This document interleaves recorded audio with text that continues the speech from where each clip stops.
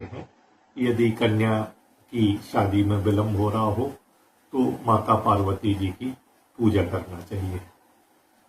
यदि पुत्र के विवाह में विलंब हो रहा हो तो पुत्र के पिता को चाहिए कि तुलसी विवाह का आयोजन करे। यदि पुरुष के विवाह में विलंब हो रहा हो तो किसी विप्र कन्या के विवाह में जो है वो सहयोग प्रदान करें, उस विवाह को वो संपन्न करवाएं।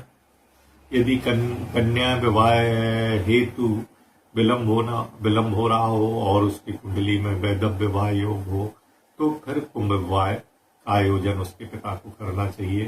कन्या विवाह हेतु जिसकी कुंडली में बहुत सारे खराब योग है, विधवा योग है, पांजी योग है इत्यादि खराब योग है, तो विष्णु प्रतिमा के विवाह का आयोजन पुत्री के पिता को करना चाहिए।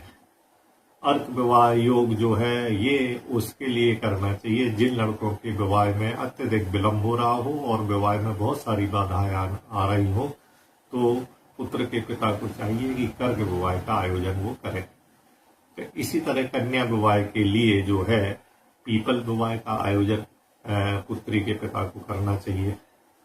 कन्या विवाह यदि बहुत अधिक आयु हो गई हो और कन्या का विवाह नहीं हो रहा हो तो पुत्री के पिता को चाहिए कि विष्णु की प्रतिमा का दान करें। कन्या की कुंडली में यदि गुरु बाधक हो, यदि ज्योतिषी लोग ये बताते हैं कि आपकी पुत्री की कुंडली में जो है गुरु बाधक है तो फिर बृहस्पतिवार के जो है वो व्रत करना चाहिए। कन्या विवाह हेतु बाधा आने पर 16 सोमवार का व्रत कर सकते हैं। इसमें शिव पार्वती का विवाह वो संपन्न कराए।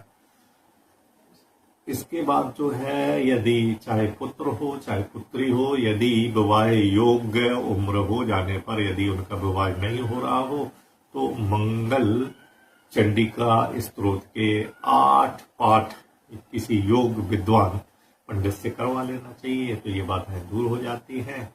और लड़की की शादी के लिए यदि मंगल ग्रह परेशान कर रहा हो तो 16 मंगलवार का पाठ भी हम कर सकते हैं। ये शीघ्र विवाह के उपाय की 12 विधियां बताई गई हैं और जो है किस विधि को किस विधि विधान से करना है यदि ये जानना हो तो कृपया आप astrologymission.com पर जाकर आस्क द क्वेश्चन सेक्शन में जाकर अपना जो है विवरण देकर और